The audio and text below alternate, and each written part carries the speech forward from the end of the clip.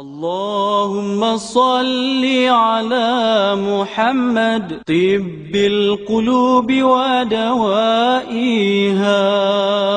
وعافية الأجساد وشفائها ونور الأبصار وجلائها وعلى آله وصحبه وبارك وسلم. And then you wage war on Dajjal's behalf. You're waging the war for him and you don't even know. And you're going to liberate Libya. And we have some from Libya here today. And when you liberate Libya and you're beating the drums, you fool. And my language is deliberately harsh. You fool. What you have done is given Libya to NATO. And NATO now controls Libya because of you fool. And that's the softest language I can find for them. And they're doing the same thing in Syria. And you will announce that he is killing his own people.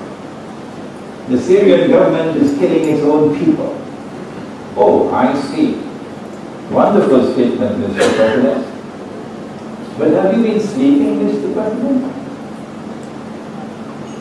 Has it been a very sound sleep? Are you not aware that this country and that country and that country, which are allies of the Zionists, are training and arming and financing armed men to enter into Syria, to wage bloody insurrection and to commit atrocious acts of terrorism? Are you not aware of that? And what is the government supposed to do? Put a red carpet to welcome them? And when the government intends to defend itself against armed insurrection, foreign armed insurrection, Mr. President, are you going to condemn that government? I hope the same thing happens to your country one day. If you don't have the know, you would not know, for example, that a loan from the IMF at 1.5% interest is still riba. So you will send to Al-Azhar University for a fatwa. They have eyes and yet do not see. This is how important is this methodology. Islam to Iman to Ihsan. And then in question we'll find what are the signs of the last day. And two are given. One is that you'll find the naked barefooted shepherds competing with each other in the construction of high-rise buildings. That's easy to see. That's plain as clear. That's all there in the open. You don't even need spectacles for that. Okay? What's the second one? And tell you that Amatorum, that the slave woman will give birth to her mistress. Two different signs, not by accident. These two different signs are given to teach us about methodology. That there are some signs of Akhirul Zaman which are plain and clear. And there are other signs of Akhirul Zaman which have to be interpreted. And you need a methodology of interpretation. This is the best way to begin the subject, to introduce your audience, provided of course that you get the skill of a storyteller. So that's the hadith with which we will begin the subject of Ilmu Akhirul Zaman. We then turn now to methodology.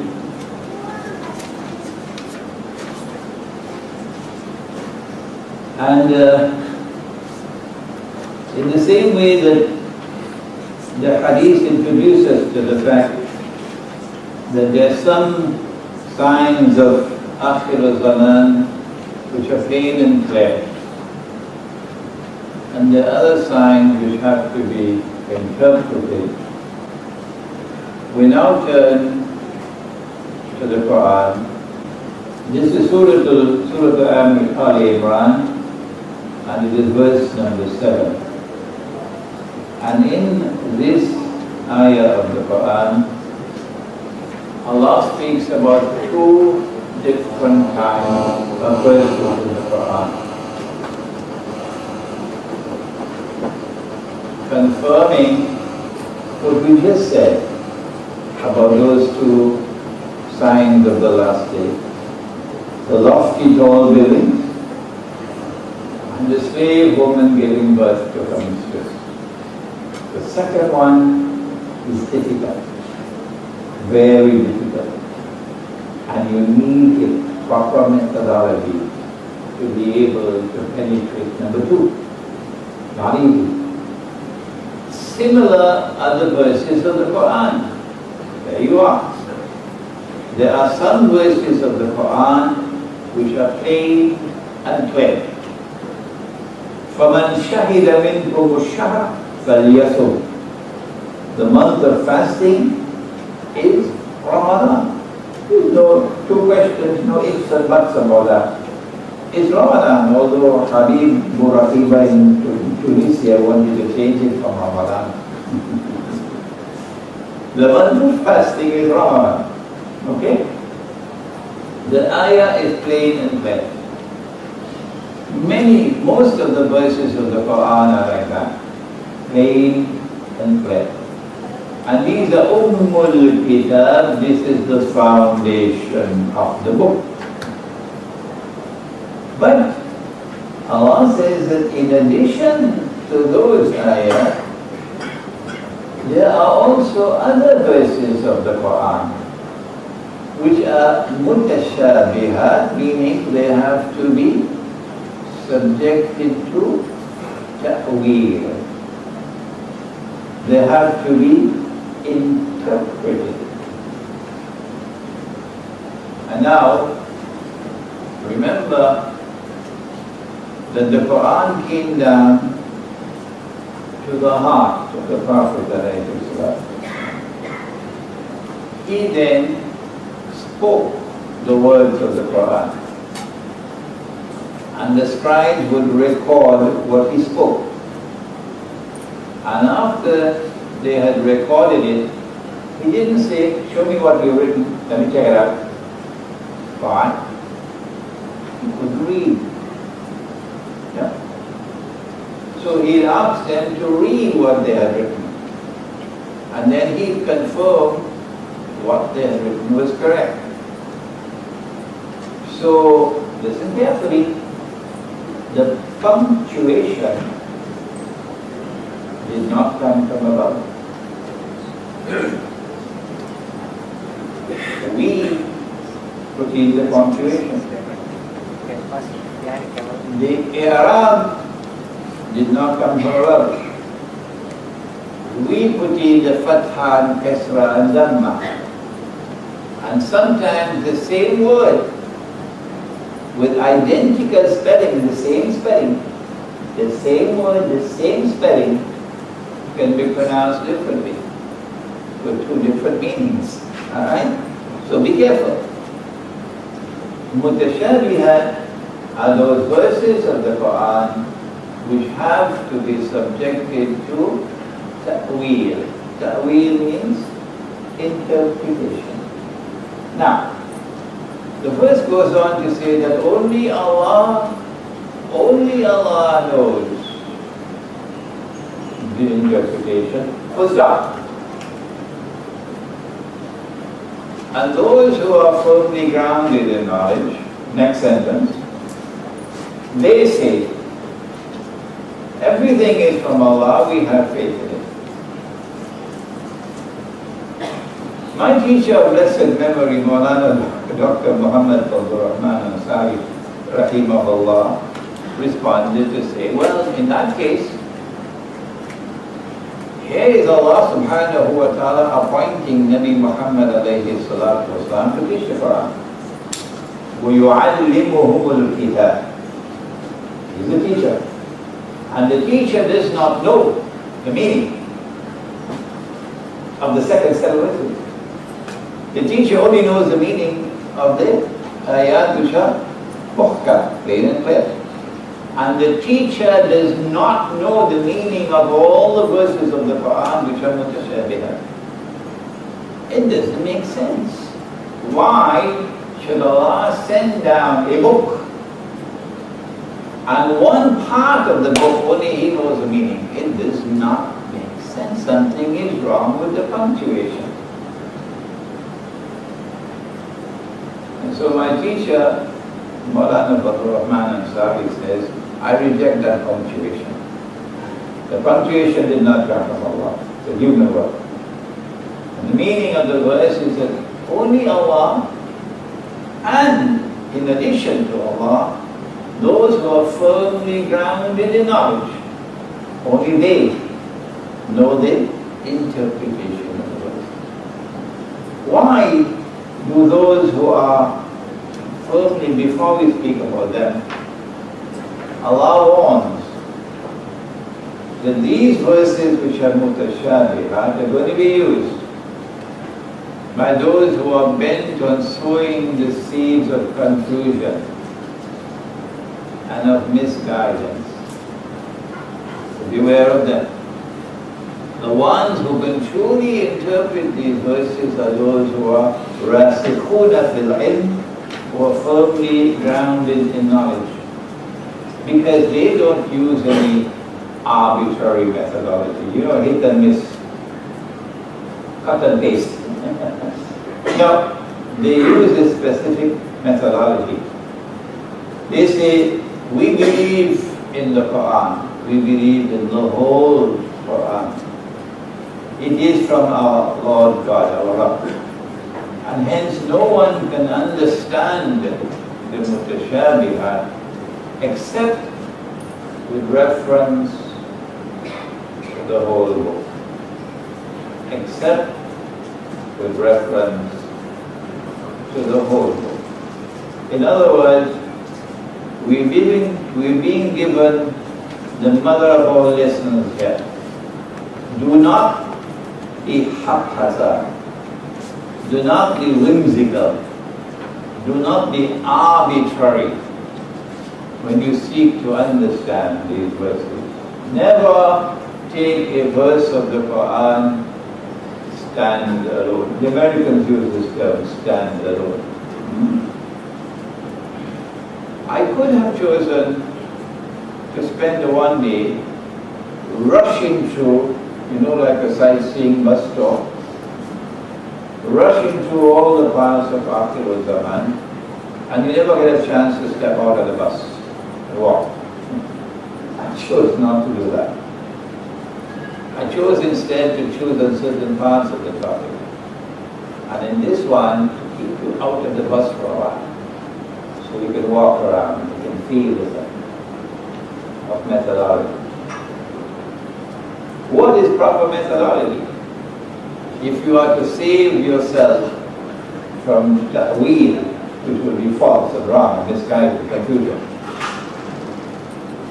Allah teaches methodology at the very beginning of the Quran. He is not deficient in the use of language. No. فَوْقَ كُلِّ ذِي عِلْمٍ عَلِيمٍ. He is the most learned. And so when He chooses to frame a sentence in the Quran, an ayah in the Quran, pay careful attention. Not only to the content, but to the form. And here He is, subhanahu wa ta'ala, introducing the subject of Adam alayhi salam. And having taught him the nature of all things, He then orders the angels to bow down and make sajda before Adam alayhi salam. The order is given to the angels This is slide number 3. That's right. The order is given to the angels. Bow down and make sajda before Adam alayhi salam. فَسَجَدُوا. So they all bow down. In other verses of the Quran, كُلُّهُمْ أَجْمَعِينَ, all of them bow down and made sajda. إِلَّا Iblis. If you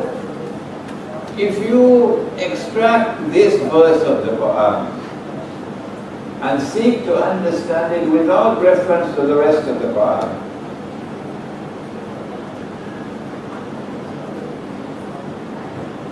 you cannot escape from the logical conclusion that Iblis was an angel. Logically, you will have to conclude that Iblis was an angel. And having done this cut and paste piece of scholarship, you then announce on something called Facebook. I don't know whether you know about it. I've never visited yet, but I've been hearing about it, something called Facebook. And you announce to the public, Iblis was an angel. It's in the Quran. Oh, wait a minute. Allah is teaching you a lesson. You dumb. If you were to go to the rest of the Quran, which is proper methodology, you cannot understand the part without reference to the whole. You will find where, here is Surah Al-Nahl, verse number 50, that angels have no choice. No. When an angel is given a command, an angel must obey. So if you ask your wife to do something and she says she's not going to do it, she's not an angel.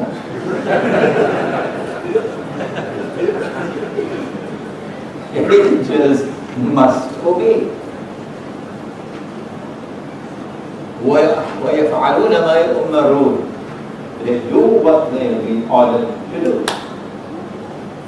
If you had studied that verse of the Quran, you would then have understood, oh wait a minute, he disobeyed. So he could not have been an angel. And I've made a fool of myself with my inadequate methodology. And I've declared on Facebook, he's an angel. And now my face is red with embarrassment.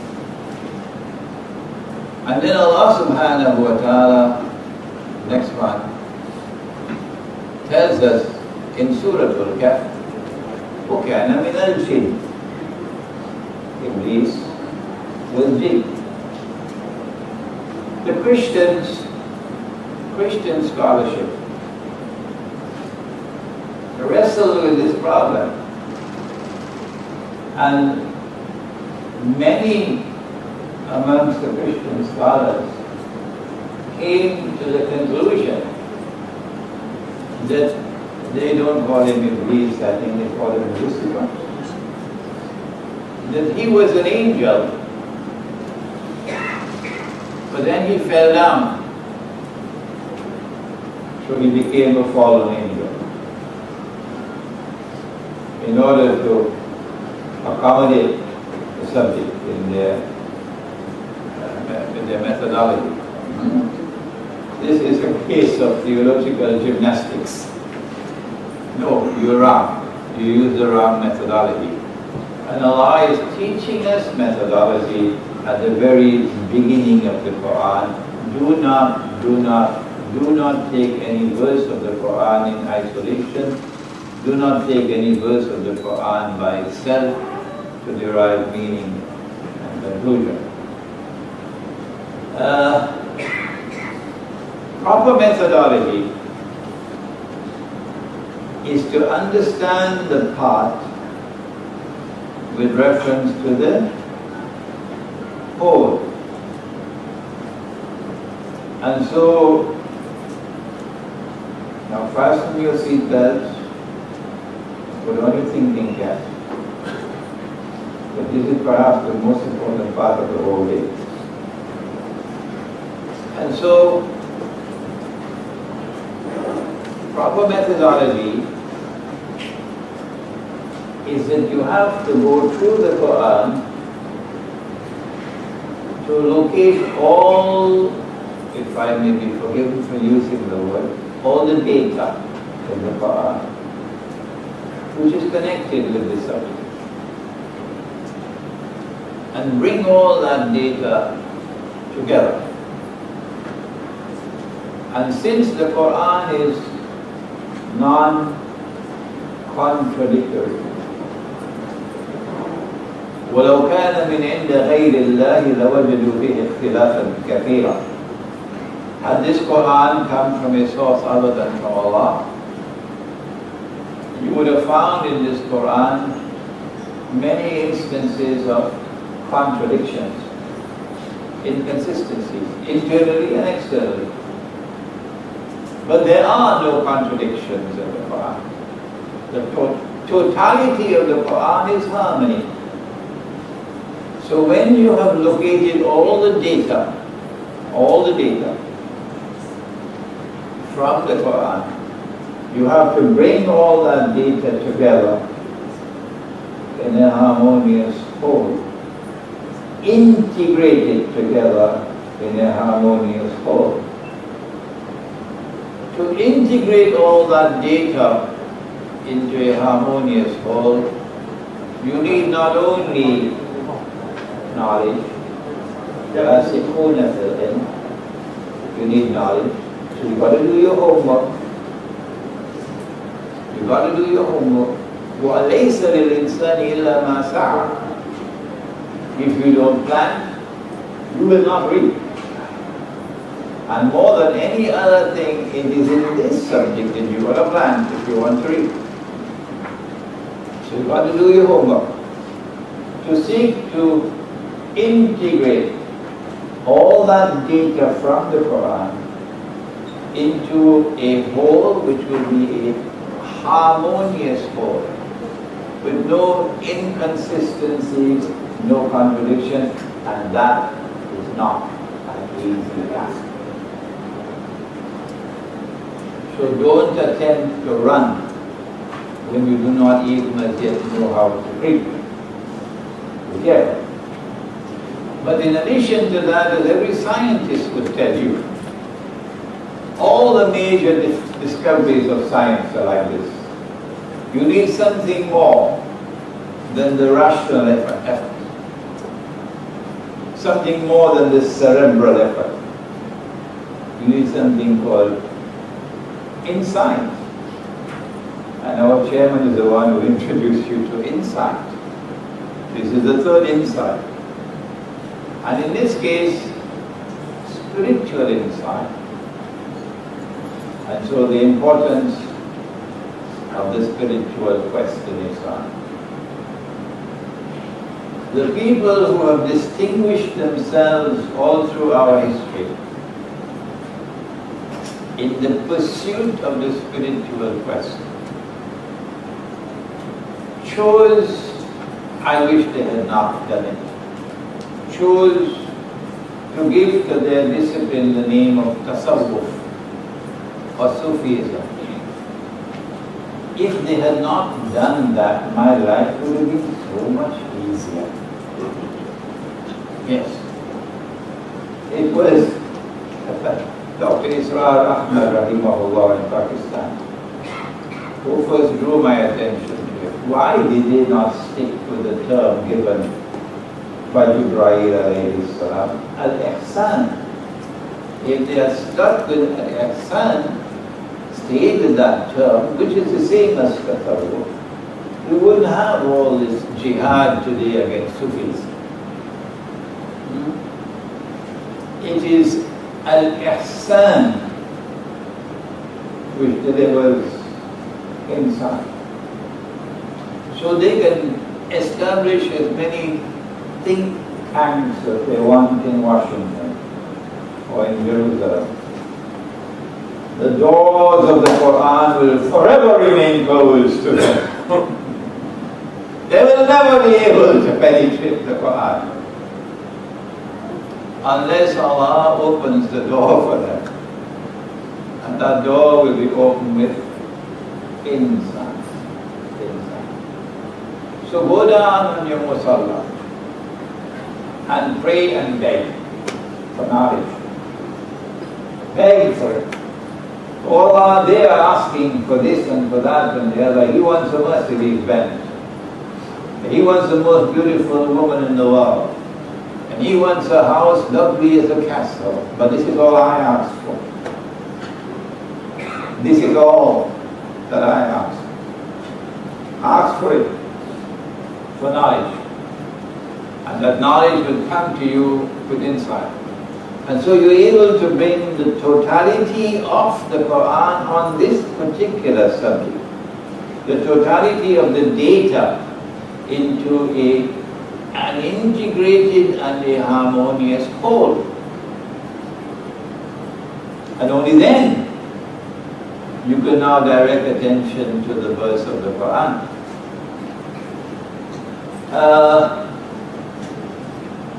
Let me see, I think maybe I can do it, we still have some time.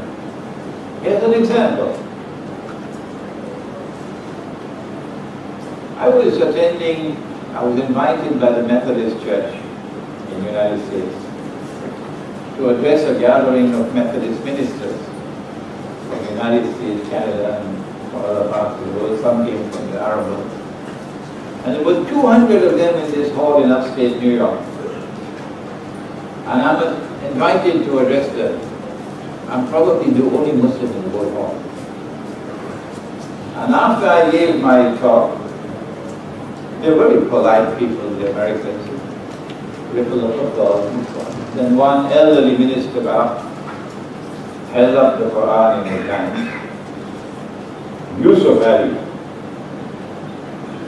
And incidentally, I forgot to mention, I got Yusuf Ali and I got Muhammad Asad, the two most famous translations in English. And I got them from the publishers at the maximum discount, 30% maximum discount, and I'm passing them on to you at that discount. Okay, so if you want, you can get these copies as soon as you have the first plate. If you don't want to buy them, you can still use them and then put them back, but don't soil them.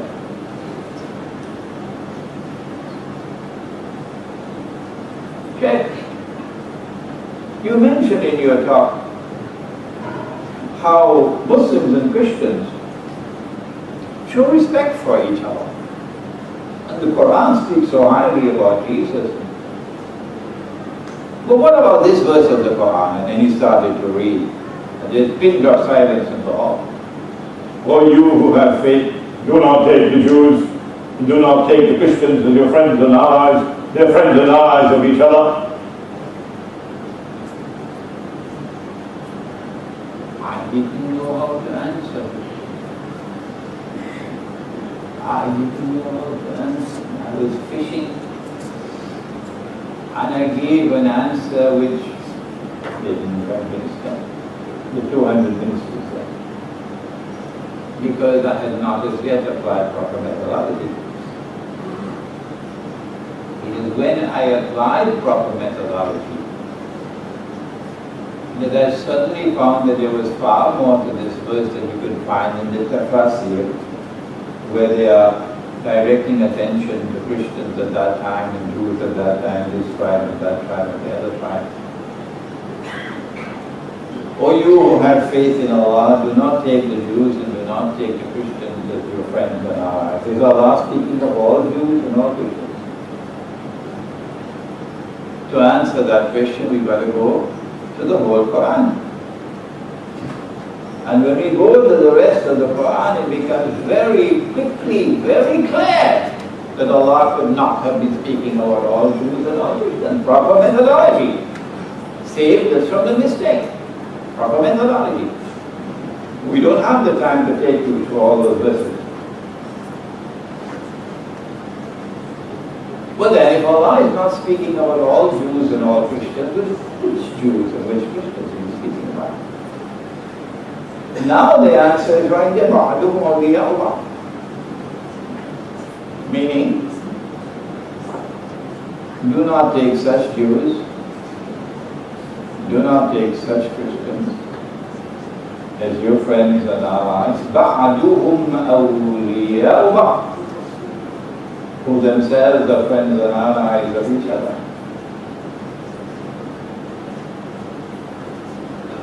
In other words, the Quran is anticipating a moment in time which is to come, when a Jewish-Christian alliance is going to be established. That Jewish-Christian alliance never came into being in Eastern Christianity. No. What used to be Byzantium, what the Quran refers to as Rome, غُلِبَتِ الرُّوم. That Jewish-Christian alliance came into being from Western Christianity, not Eastern Christianity. And that Jewish-Christian alliance gave us Zionism. Christian Zionists and Jewish Zionists. And the military arm of that Christian-Jewish alliance is NATO. The fools in Libya, the absolute fools in Libya, didn't know this verse of the Quran. When they entered in alliance with NATO, their argument was, we can take help from anywhere in the world, even from Satan, to achieve our objectives. And they didn't make an alliance with Satan. And look where they ended up. And if you make an alliance with them, وَمَنْ يَتَوَلَّهُ مِنْكُمْ فَإِنَّهُ مِنْهُمْ. You lost your Islam. Here is a verse of the Quran which we can now understand for the first time in a new way. This is not to say that the meanings which were extracted in the tafsir are invalid, but that was not allowed. That was allowed. The Quran is saying more. So proper methodology gave us a new way of understanding a verse of the Quran, which prohibits Muslims from making friendship and alliance with the Judeo-Christian alliance, which today controls power in every part of the world except that part where Mr. Putin is in charge. Now then, we proceed. Proper methodology is not only that you take that which has come down from Allah, get the totality of the data, and bring it together as an integrated organic whole, but more than that. Allah subhanahu wa ta'ala appointed a teacher. And you have to go to the teacher to understand the book. But while the book is protected by Allah, إِنَّا نَحْنُ نَزَّلْنَا الذِّكْرَ وَإِنَّا لَهُ لَحَافِظُونَ. Allah protects the book. Allah has not declared that He is going to protect what the teacher has done. So the ahadith are not guaranteed by Allah for their authenticity. The Quran is guaranteed for its authenticity. Well then, how do we use the ahadith? There are those who write off all the ahadith. We are people of the Quran alone. They make a mistake. There are those who, once a hadith is sahih, that's it. No one must ever question a sahih hadith, otherwise you lose your head. That's right. The Quran sits in judgment over the hadith. The Quran sits in judgment over the hadith. I forgot to mention, Dr. Ansari says that in order to bring all the verses of the Quran together in an organized, harmonious whole, you have to locate the common thread which binds them together. That common thread that he calls it the system of meaning. Don't try to translate it into Arabic, I don't think you'll get a translation. The system of meaning which binds it all together. A scientist would understand, because that's how scientific discoveries come. Now then, having located the system of meaning of the subject from the verses of the Quran, now you turn to the ahadith of the Prophet ﷺ. And all the ahadith which are capable of being fitted into that system of meaning will now be added to the database. This is very, very important. All the ahadith which can be harmoniously integrated into that system of meaning will now be added into the database. And what do you do with ahadith, even if they are sahih, which do not fit into this? What do you do? The question is, what do you do when a hadith is in conflict with the Quran? What do you do? The answer is, you stay with the Quran. Is there anyone who wants to challenge that? We'll have enough time later on. You stay with the Quran. Aisha radiallahu ta'ala anha, and the hadith is Sahih Bukhari, you know it, and she says that Nabi Muhammad alayhi salatu wasalam married me when I was 6. He married me when I was 6. I don't know about your part of the world, but in Trinidad, where Nasheed and I come from, when you marry a girl, you can take her home. Once you marry her, you can take her home. She's yours. And more than that, you can close the doors. You can close the windows. And if anyone wants to come inside of the home to take a look, you can then get out. They're private property here. So you can marry a 6-year-old girl and take her home. Close the door, close the windows. The Prophet ﷺ married me when I was 6 and consummated the marriage when I was 9. I'm not particularly concerned with that part. I'm concerned with the marriage part. Is this hadith in conformity with the Quran? Or is it in conflict with the Quran? If I marry a girl in Islam, she has a choice. I have to make a proposal of marriage, and she has to accept or reject, usually through her wali.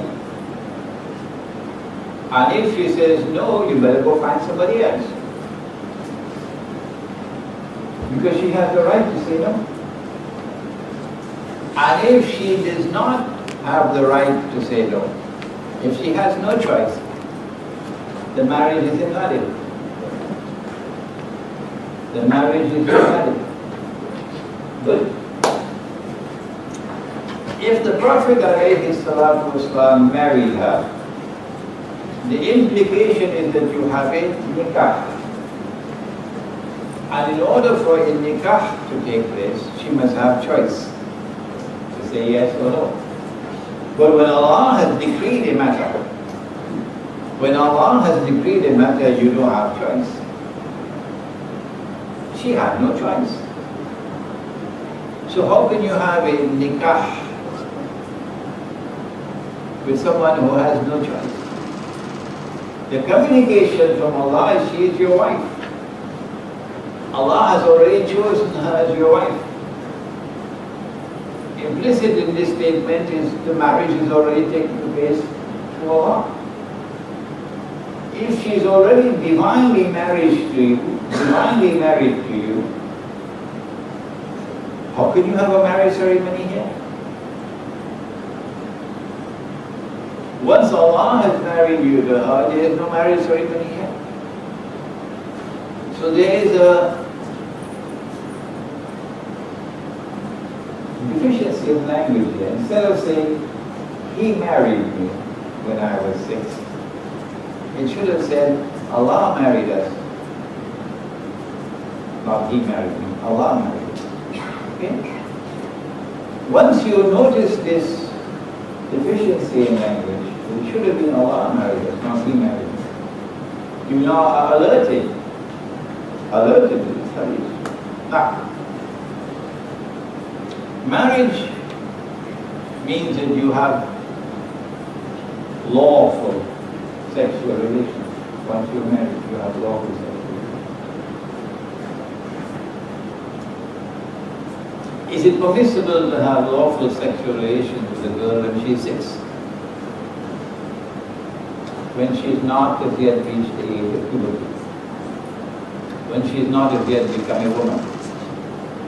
Is it permissible for us to have sexual relations with a girl before she becomes a woman? Is that permissible? Yes or no? If you say yes, you're going to have to give us proof from Allah's word. I have avoided in my public lectures this part of the subject. But since we are a small gathering today, I'll give you a verse of the Quran. Allah speaks in the Quran and says about your woman, excuse me,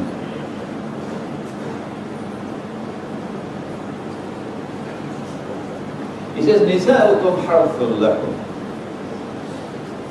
Your women are your fields that you plow. A farmer must plow the fields before he plants the seed. So your women are your fields, implicit in that, fields that you plow.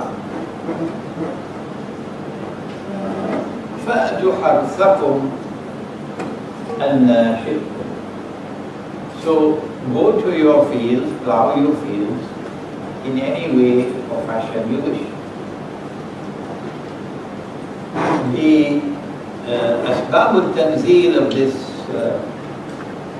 ayah of the Quran is that Umar radiallahu ta'ala anhu had sexual relations with his wife, but not in the missionary form, from on the back. And the Jews declared that if the baby is born, it's going to be squint eye. The matter came before the Prophet ﷺ. And this revelation came down to belie that wrong notion that the Jews have, No, you're entitled to have sexual relations in any mode, in any form. Provided that it is the field that is being plowed. Okay? The field becomes a field only when a seed can be planted, and if Allah allows germination, it can germinate. Only then can it be called a field. Can a 6-year-old girl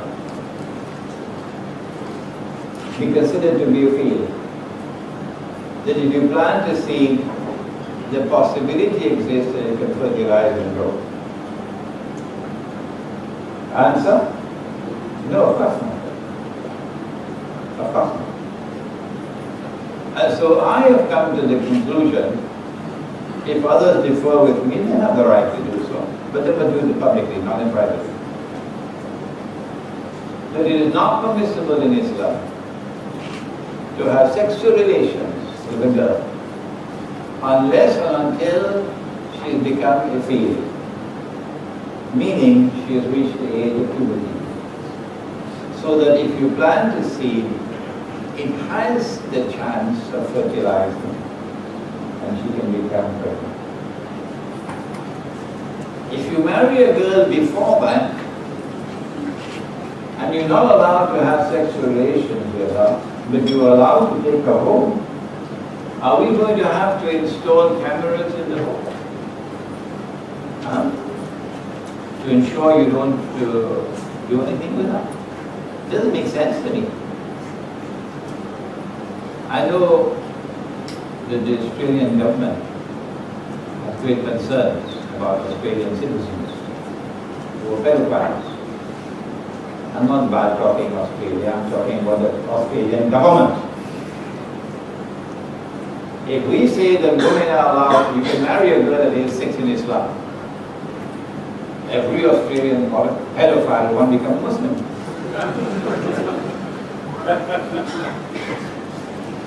This is not ungracious language on my part. No. So no Australian should be annoyed with me because the Australian government has enacted legislation, I believe. We have some Australians here. Yeah. So have they enacted legislation? I believe they have enacted legislation now that you can be prosecuted in Australia. If you go to Indonesia, for example, and do such a thing, you come back home, they can prosecute you in Australia. And so I have come to the conclusion that this hadith is in conflict with the Quran. And so if a case comes before the Sharia court in Egypt, what should the Sharia court do? Here is an Egyptian couple with a 6-year-old daughter. And here's a man who is 55 years old, and choose a particularly ugly looking man. Not like Dr. Umar Zaid, his wife is very handsome. And my wife is also doing a good job. So you choose an ugly looking 55-year-old, and you have CNN and Al Jazeera there, so captain, and the mother comes before the Egyptian Sharia court. What is the court to do? If you adopt the proper methodology, you would throw out the case, because this hadith is in conflict with the Quran. But if you adopt the wrong methodology, you will say, since the hadith says that Nabi Muhammad ﷺ married her when she was 6, the implication is that marriage with a girl at the age of 6 is a permissible in Islam. And when that marriage takes place, and CNN and Al Jazeera capture it, it's going to be repeated over and over again on every television station in the world. And we're going to become the laughing stock of the world. I met with Dr. Muhammad Mahathir, the former Prime Minister of Israel, maybe 2 months ago. And very strangely, he was very much interested in this subject. And spent most of the time with me talking on this subject. And when I said to him, Dr. Mahathir, we're going to become the laughing stock of the world. He said to me, we are already the laughing stock of the world. One more. Proper methodology and wrong methodology. Because this is crucial to the study of Akhir Zaman. That's why I stopped the bus, so you can get out and walk around again.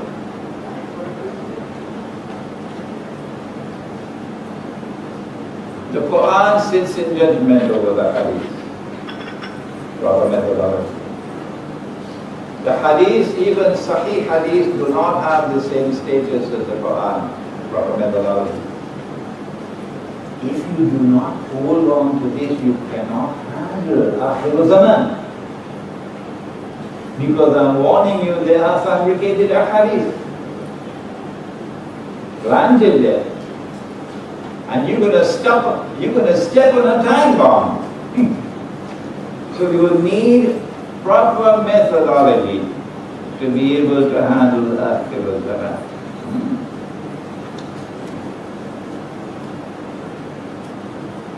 When we arrived in Medina after the Hijrah, we prayed in the direction of Jerusalem. We We turn our backs to Mecca. No Arab could do that and survive. How can you turn your back to the Kaaba and you're an Arab? But we did it. The Jews were stunned. They knew that the Prophet was coming to Medina. That's why they were there in Medina. Come on, Rabbi, don't hide it. That's why you were there. And here he is. But he's not a Jew. He's an Arab. And that stunned them. He is facing Jerusalem and performing his salah. There's evidence as dazzling as the sunshine. This man must be a prophet of Allah. He did more than that. He fasted with the Jews on the days when they fasted and in accordance with the law of fasting in the Torah. No Arab ever fasted like that. From sunset to sunset, no food. That's difficult. From sunset to sunset, no drink. That's difficult. And from sunset to sunset, no wine. That's impossible. Or we fasted like that. When we fasted like that with the Jews on the days when they fasted in accordance with no law of fasting, here's evidence as dazzling as the sunshine. This man could not have been other than a prophet of Allah. So then they made a plan. They made a plan to fix him up. They brought two people who had confessed to zina. O Muhammad alayhi salatu wasalam, you judge the case. He asked, what do you do? They were stunned. They didn't expect that. Oh, we make their faces black and we beat them. Is this the law in your book? Bring your book. Now they're beginning to perspire. Because the plan is, I think it's an Australian word, backfiring. Boomerang. So they brought the Torah. And someone is appointed to recite. And when he came to the verse of Rajab, he put his finger on it. Abdullah bin Salam was their rabbi, taking the Shahada. And he was standing there, he said, raise your finger. Now read. I know you'd like to see this video one day. So he had to recite. Here's the verse of Rajab. In the Torah, the punishment for zina, whether you're married or unmarried, is same law, is Rajab, stoning to death. So when he recited that verse, then they started to stomach. Well, you know, when the small people committed zina, we had to stone them to death. But when the big men committed zina, we had to get them off. So we had to come up with a solution. So we came up with a solution. We changed the law to the new law. The Prophet ﷺ then ordered the two people to be stoned to death. And they were stoned to death. This was the first time in maybe centuries that the Jews were seeing their law being enforced before their eyes. It had not been enforced for so long. Here was evidence as dazzling as the sunshine. This man is indeed the Prophet of Allah.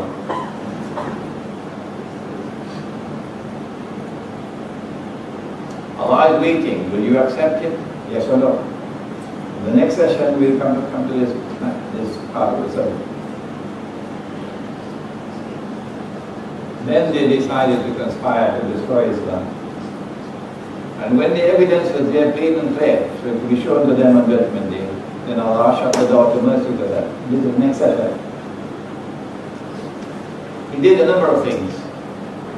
In the Quran, Allah speaks about it as nasakh, abrogation, cancellation. Number one, he changed the Qibla. When he changed the Qibla, he didn't do it part-time, you know. Monday, Tuesday, Wednesday, that Qibla, Thursday, Friday, Saturday, Sunday, this Qibla. No. The old Qibla is now cancelled, abrogated, finished. Replaced completely and totally by a new Qibla. The old Qibla was Jerusalem. New Qibla is not Washington. New Qibla is Mecca. The old law of fasting is now cancelled, abrogated. Replaced with a new law of fasting. And we like the new law of fasting. Because dawn to sunset. No food, no drink. And during the night we can go to our wives. So there are smiles in Medina with this new law of fasting. But then, a third naskh. It's there in the Quran. The Quran says one thing, but the Hadith says another. The Quran says that the new law of fasting is a public flogging. The old law is mansukh. Mansukh is not an Arab fellow with a shop here in KL. Mansukh means cancelled, abrogated. The old law is mansukh. It's replaced with a new law.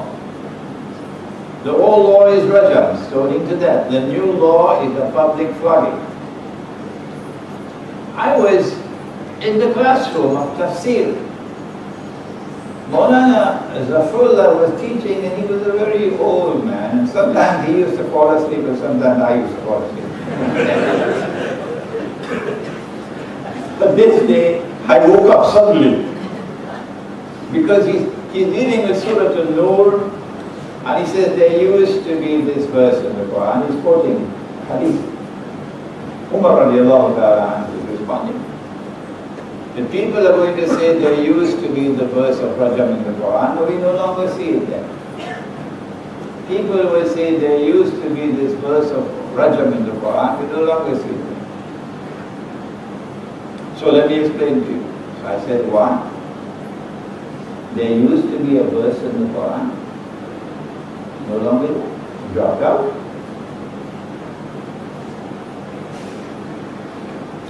I couldn't say it in the classroom. This sounds like a load of rubbish.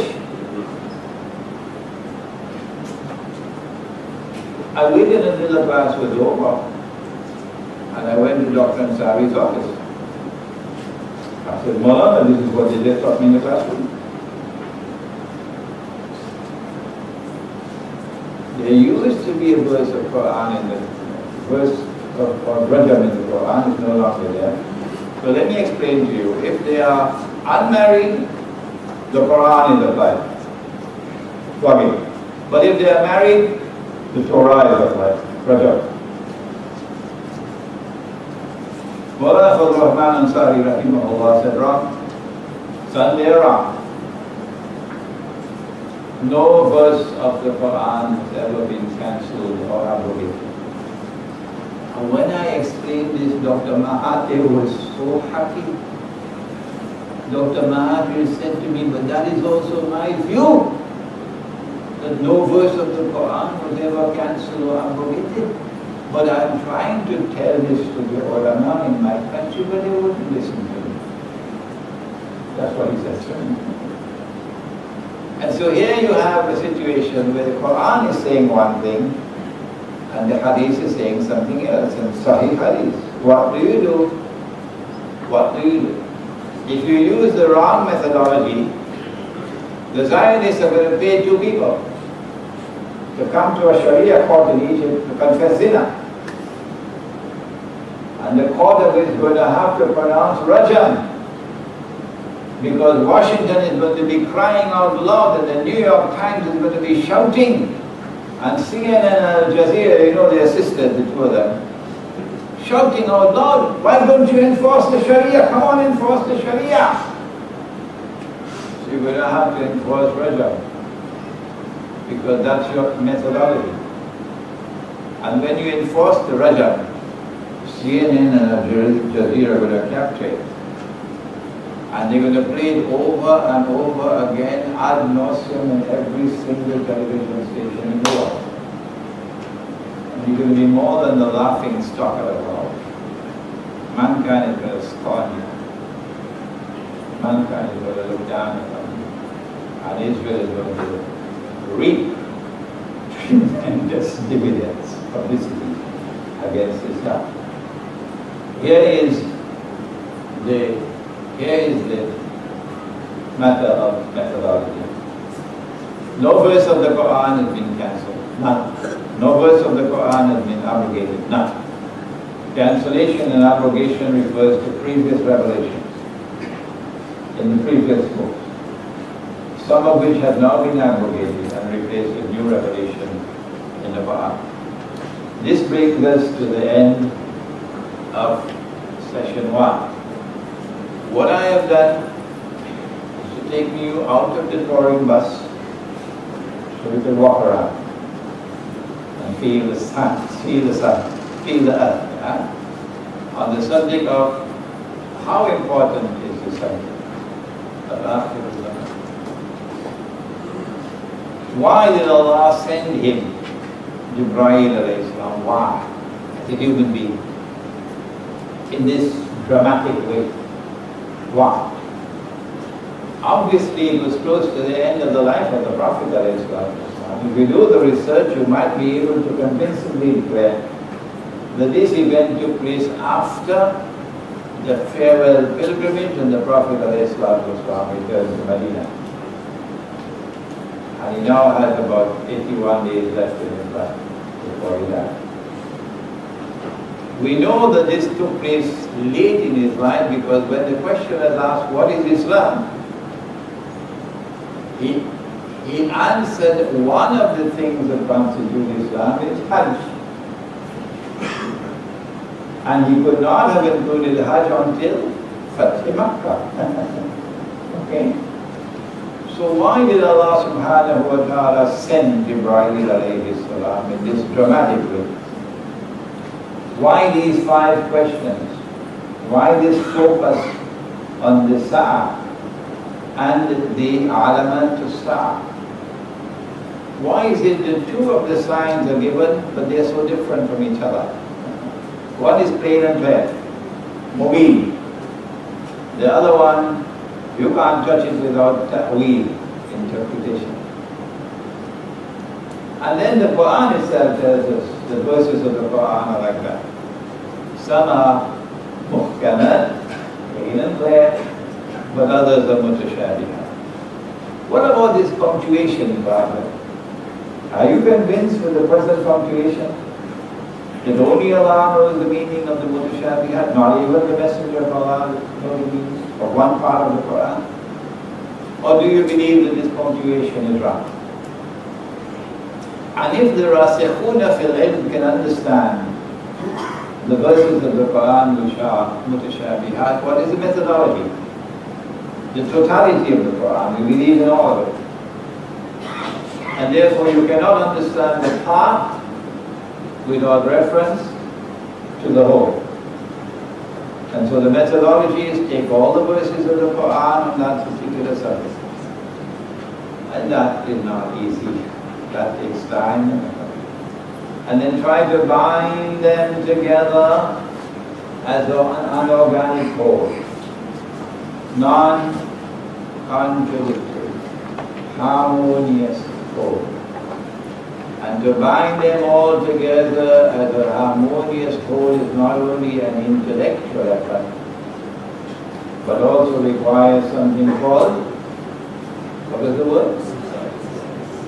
Insight. Yes, this is an insight seminar. Insight.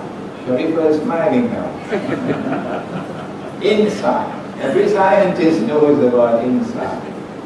It's not sold in the stock market. If Allah puts nur in your heart, you can get insight. But to get that insight, you have to love the Quran. And if you visit the Quran once a year, in Ramadan, and for the rest of the year, you don't have time, you're not going to get the insight. You must recite the Quran cover to cover. And when you finish, you start again. When you finish, start again. And you teach your children. The best way to teach them is to turn off the television. But better than that is to take the television and throw it out. Teach your children to recite the Quran, cover to cover. And when you finish, start again. And when you finish, start again. If you continuously recite the Quran, then the Quran will one day become your teacher. Every time you recite the Quran will teach you something new. Oh, but I've been reciting this verse so many times. I can't remember how many times. But now for the first time I'm seeing something new. Insight. Insight. If you use the proper methodology, you get a system of meaning. When Dr. Ansari speaks of the system of meaning of the Quran. And then you integrate the hadith, and then you're able to recognize the fabricated hadith. Important, because ilmu akhir zaman has time bounded. Fabricated hadith. One last word. You can pick up your copies over here. Asad and Yusuf Ali. It's also good. But I found to my amazement when I was preparing for this seminar that there are so many instances in which Muhammad Asad is deficient in his translation and explanation of verses of the Quran pertaining to Akhir. Not simply that Muhammad Asad rejects belief in the return of Jesus alayhi salam, considers him dead. That's not it. There are more things in it. So you'd want to take a number of translations and check each. If you are French speaking, we have French speaking here. Muhammad Hamidullah has done a translation of the Quran and other translations of the Quran. This book, Quranic Foundations and Structure of Muslim Society, written by my teacher in 2 volumes, is now being printed. Should be out of the printry in another 2-3 weeks, inshallah, and it will soon be available to you. ربنا تقبل منا إنك أنت السميع العليم وتب علينا يا مولانا إنك أنت التواب الرحيم ذنوبي فإنك غافر الذنب العظيم إلهي لست للفردوس أهلا ولا أقوى على نار الجحيم الله فهب لي توبة واغفر ذنوبي فإنك غافر الذنب العظيم Tuhanku, aku tidak layak untuk syurgamu, tetapi aku tidak pula sanggup menanggung siksa nerakamu. Dari itu kurniakanlah ampunan kepadaku, ampunkanlah dosaku. Sesungguhnya Engkaulah pengampun dosa-dosa besar. Tuhanku, aku tidak layak untuk syurgamu, tetapi aku tidak pula sanggup menanggung siksa nerakamu. Dari itu kurniakanlah ampunan kepadaku, ampunkanlah dosaku. Sesungguhnya Engkaulah pengampun dosa-dosa besar. Ilahi lastu lil firdausi ahla wala aqwa ala naril jahim. Allah fahab li tawbatan waghfir dhunubi fa innaka ghafiru dhanbil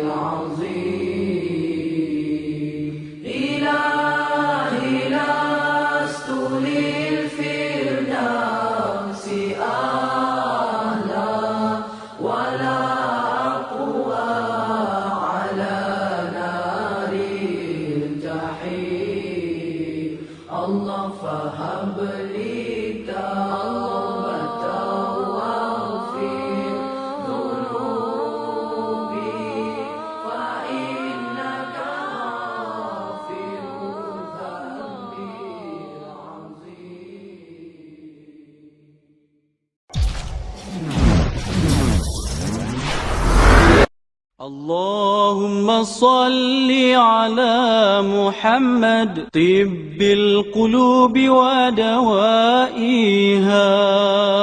وعافية الأجساد وشفائها ونور الأبصار وجلائها وعلى آله وصحبه وبارك وسلم. And then you wage war on Dajjal's behalf. You're waging the war for him and you don't even know. And you're going to liberate Libya. And we have some from Libya here today. And when you liberate Libya and you're beating the drums, you fool. And my language is deliberately harsh. You fool. What you have done is given Libya to NATO. And NATO now controls Libya because of you fool. And that's the softest language I can find for them. And they're doing the same thing in Syria. And you will announce that he is killing his own people.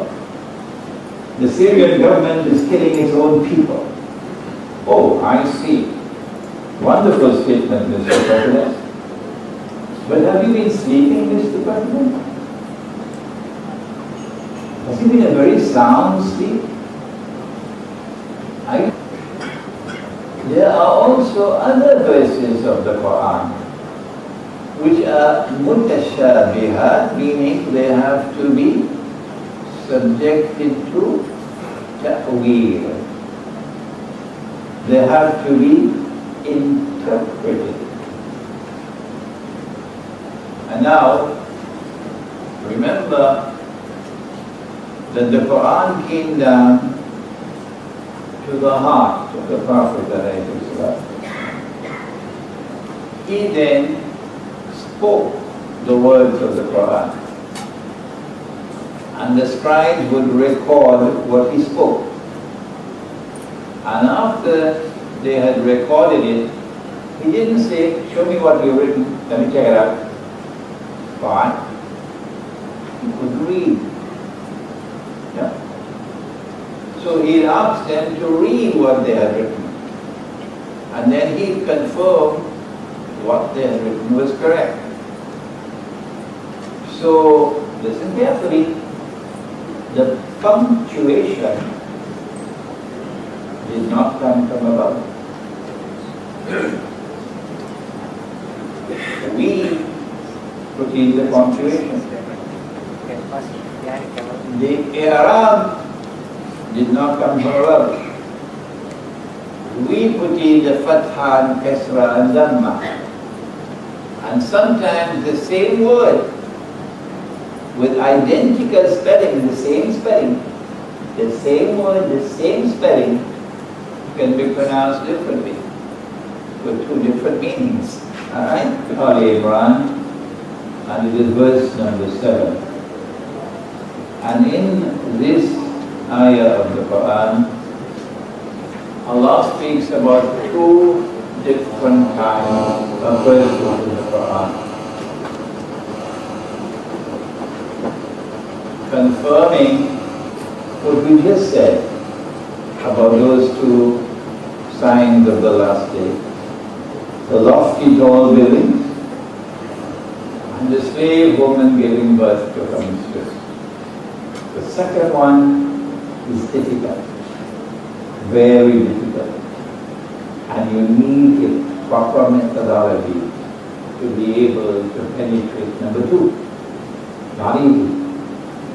Similar other verses of the Quran. There you are. There are some verses of the Quran which are plain and clear. فَمَنْ شَهِدَ مِنْكُمُ الشَّهْرَ فَلْيَصُمْ. The month of fasting is Ramadan. There's no two questions, no ifs and buts about that. It's Ramadan, although Habib Bourguiba in Tunisia wanted to change it from Ramadan. The month of fasting is Ramadan. Okay?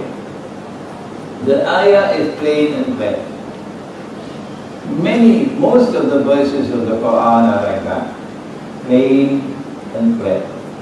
And these are Ummul Kitab, this is the foundation of the book. But Allah says that in addition to those ayahs, you're not aware that this country and that country and that country, which are allies of the Zionists, are training and arming and financing armed men to enter into Syria, to wage bloody insurrection and to commit atrocious acts of terrorism.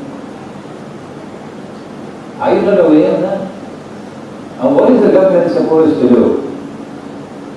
Put a red carpet to welcome them? And when the government intends to defend itself against armed insurrection, foreign armed insurrection, Mr. President, are you going to condemn that government?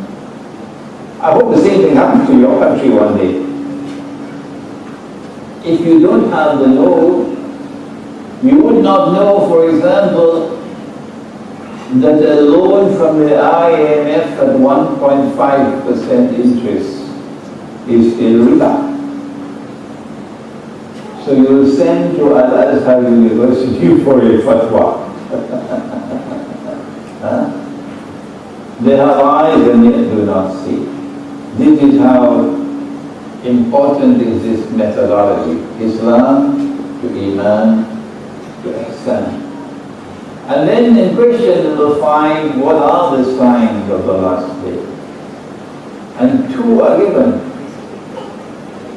One is that you'll find the naked, barefooted shepherds competing with each other in the construction of high-rise buildings. That's easy to see. That's plain as clear. That's all there in the open. You don't even need spectacles for that. Okay? What's the second one? And tell you that Amaturum, that the slave woman will give birth to her mistress. Two different signs, not by accident. These two different signs are given to teach us about methodology. That there are some signs of Akhirul Zaman which are plain and clear. And there are other signs of Akhirul Zaman which have to be interpreted. And you need a methodology of interpretation. This is the best way to begin the subject, to introduce your audience, provided of course that you get the skill of a storyteller.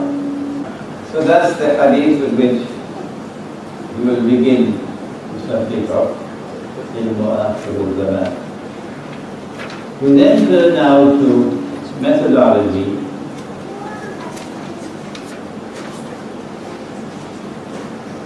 And